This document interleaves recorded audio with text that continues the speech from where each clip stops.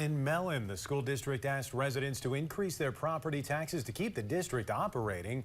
At this hour, 59% of voters are saying no to this referendum. 41% approve the tax. That was with 80% of precincts reporting. So these results can still change. We're going to keep watching them. Mellen school leaders wanted $1.5 million. That would mean the owner of a $100,000 home would pay an additional $246 per year for 3 years.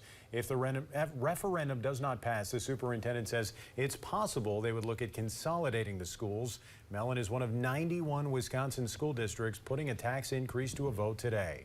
There are many other local races and referendums. Find results for them all right now at northernnewsnow.com.